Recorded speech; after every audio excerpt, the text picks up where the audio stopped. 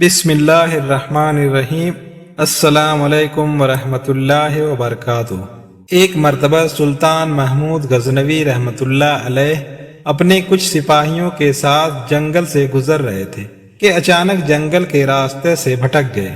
وقت تیزی سے سورج ڈھلنے کی طرف گزر رہا تھا۔ سلطان جنگل میں راستہ تلاش کرنے میں سرگرداں تھے کہ ایک ہندو دھرم کی شہزادی پر نگاہ پڑی جو اپنی کنیز کے ساتھ شاید شکار پر نکل آئی تھی۔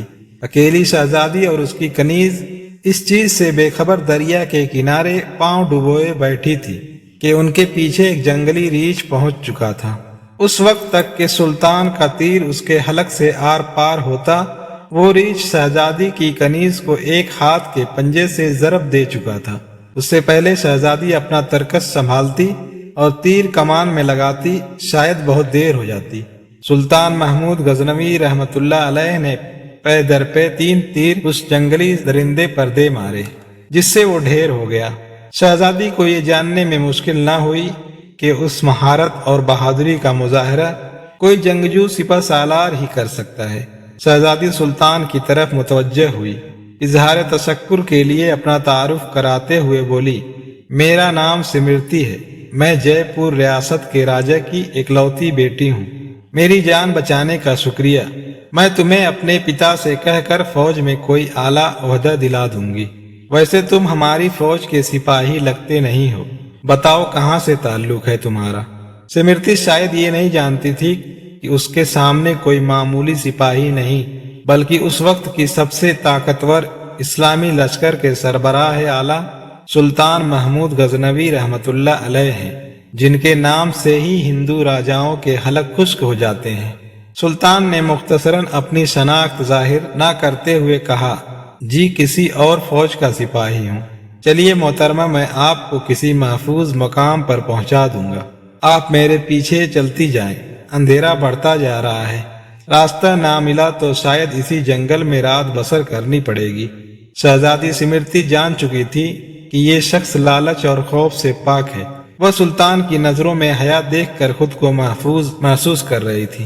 جنگل کی خاردار جھاڑیوں کی وجہ سے شہزادی کا پیراہن مختلف جگہوں سے چھلنی ہو چکا تھا۔ شہزادی تھکاوٹ سے چور چور ہو چکی تھی۔ سلطان نے شہزادی کو ایک سخت پتھروں اور درختوں کی اوٹ کی طرف اشارہ کرتے ہوئے کہا، شہزادی آپ ادھر آرام کر لیں، رات کی تاریکی بڑھ رہی ہے اور موسم میں بھی تغیر کے آثار ہیں، اندھیرے میں مزید سفر گھنے جنگل میں کرنا دشوار ہے، الل صبح نکلیں تو شاید میں آپ کو کسی محفوظ مقام پر پہنچا سکوں۔ سمرتی کے پاس سلطان پر اعتماد کرنے کے علاوہ کوئی دوسرا راستہ نہ تھا۔ سلطان نے محسوس کیا کہ شہزادی اپنے بیش قیمت مگر قدر باریک لباس میں جنگل کی ٹھنڈی رات شاید نہ گزار سکے۔ سلطان نے اپنی موٹی چادر شہزادی کی طرف اچھال دی اور معنی خیز نظروں سے شہزادی کو دیکھا، جیسے کہہ رہے ہوں یہ اوڑھ لے۔ شہزادی نے بلا جھجک چادر اوڑھی اور ٹیک لگا کر درختوں کی اوٹ میں پاؤں پسار لیے۔ اس کی نظریں سلطان کے چہرے کی طرف جمی ہوئی تھی، جو نظریں جھکائے ایک قریب پڑے بڑے پتھر پر بیٹھ کر آگ جلانے کی کوشش کر رہے تھے۔ بالآخر آگ جل گئی۔ اس کی روشنی میں سلطان کا نورانی اور بھرا ہوا وجاہت والا چہرہ چمک رہا تھا۔ سلطان نے شہزادی سے قطع نظر مٹی سے تیمم کیا اور نماز پڑھنے لگے۔ شہزادی کو جھٹکا لگا، اوہ یہ تو مسلمان لگتے ہیں۔ ایک دفعہ شہزادی کانپ گئی، کہیں غزنی کے لشکر سے تو نہیں؟ یہ تو لٹیرے ہیں، گائے بھینس بکری سب کا ماंس کھاتے ہیں، یہ مجھے زندہ نہیں چھوڑیں گے۔ لیکن اگلے ہی لمحے شہزادی اب تک اس کے ساتھ گزرے وقت کو یاد کرنے لگی۔ اگر یہ اتنا ہی شفاق اور ظالم ہوتا تو مجھے ریچھ سے نہ بچاتا۔ نہ چاہتے ہوئے بھی شہزادی کا دل پھر سے اطمینان و یقین سے بھر گیا۔ سلطان نماز کے بعد دعا کرتے وقت زارو قطار رونے لگے۔ روتے روتے سلطان نے اپنے خنجر کی نوک اپنے پاؤں کے انگوٹھے پر رکھ کر اس کو دبا دیا۔ شہزادی دیکھتی رہی کہ یہ جوان مرد مجھ سے گفتگو میں بے تکلف نہیں ہونا چاہتا۔ الل صبح سلطان نے شہزادی سے کہا، اب ہمیں نکلنا چاہیے۔ کچھ دور جا کر سلطان کو ایک سفید پتھر پڑا ملا جو سلطان کے سپاہی نشانی چھوڑ گئے تھے۔ یہ اس زمانے کا ایک طریقہ تھا کہ جنگل میں پتھر چھوڑتے جاتے تھے تاکہ پیچھے آنے والا راستہ جان سکے کہ گزرنے والا کہاں سے گزرا ہے۔ بالآخر شہزادی اور سلطان ایک ہموار راستے پر آ پہنچے۔ کچھ دور ایک چھوٹے سے گاؤں کے آثار نظر آ رہے تھے۔ سلطان نے کہا، یہ آپ کی ریاست کی حدود کا ہی گاؤں معلوم پڑتا ہے۔ شہزادی کہنے لگی، ہاں دیکھتے ہیں۔ گاؤں پہنچنے پر شہزادی نے گاؤں کے مکھیا کو بلاوا بھیجا۔ مکھیا اپنے کچھ ساتھیوں سمیت حاضر ہوا۔ شہزادی نے کہا، ہمیں 2 برق رفتار گھوڑے دیے جائیں اور کچھ خشک اناج اس سپاہی کو دیا جائے۔ شہزادی نے سلطان سے کہا، اجنبی، ہمیں بہت حیرت ہوئی ہے تم پر۔ آخر تم کس مٹی کے بنے ہو؟ ساری رات تم اپنے خنجر سے زخم کوریدتے رہے اور میری طرف کوئی توجہ نہ دی۔ تم چاہو تو ہمارے ساتھ محل چلو، ہم تمہیں انعام و اکرام سے بھر دیں گے اپنی جان بچانے کے بدلے میں۔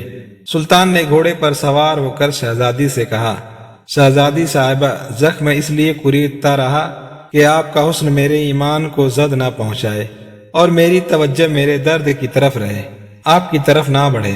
شہزادی کہنے لگی، کیا تمہیں یہ موقع گنوانا چاہیے تھا؟ ہم سے خلوت میں ملاقات کے لیے لوگ اپنی ریاستیں دستبردار کرنے کو تیار ہیں۔ سلطان نے کہا، شہزادی، میں مسلمان ہوں اور محمد مصطفیٰ صلی اللہ علیہ وسلم کا غلام ہوں۔ میری نظر آپ کے جسم پر نہیں بلکہ خود میری اپنی روح پر تھی۔ شاید میرے جسم سے گناہ کا داغ دھل جاتا، لیکن میری روح پر اس گناہ کا داغ لے کر میں اپنے نبی پاک صلی اللہ علیہ وسلم کے سامنے کیسے پیش ہوتا؟ مجھے یہ گوارا نہیں تھا، کیونکہ الحمدللہ میں ایک سچا مسلمان ہوں۔ شہزادی یہ جواب سن کر اس سپاہی کی اپنے سچے مذہب اسلام کے ساتھ لگاؤ، محبت اور وفاداری دیکھ کر ان کے کردار سے متاثر ہوئے بنا نہ رہ سکی، جیسے اس کا دل اسی اجنبی کے مذہب اور زندگی میں شامل ہونے کو بے قرار ہو۔ یہ کہہ کر سلطان نے اجازت چاہی۔ شہزادی کہنے لگی کہ اپنا اور اپنی فوج کا نام تو بتاتے جاؤ، ہم یاد رکھیں گے۔ سلطان نے چادر سے نقاب اوڑھا، تیر ترکش کندھے پر ڈالے، تلوار اپنے میان میں ڈالی اور گھوڑے کی رکابیں پکڑتے ہوئے بولے، شہزادی، میرا نام ہے سلطان محمود غزنوی اور میں ہی غزنی کی عظیم الشان فوج کا سپہ سالار اعظم اور سلطان ہوں۔ یہ کہہ کر سلطان نے گھوڑے کو ایڑ لگا دی اور سرپٹ دوڑتے ہوئے آنکھوں سے اوجھل ہو گئے۔ سبحان اللہ! یہ تھے اللہ اور اس کے رسول صلی اللہ علیہ وسلم کے سچے وفادار۔ ایسے تھے اسلامی سلطنت کے حکمران اور مسلمان بادشاہ اور کامل ایمان والے۔ آج ان کے نقش قدم ہم سب کے لیے راہ نجات ہے۔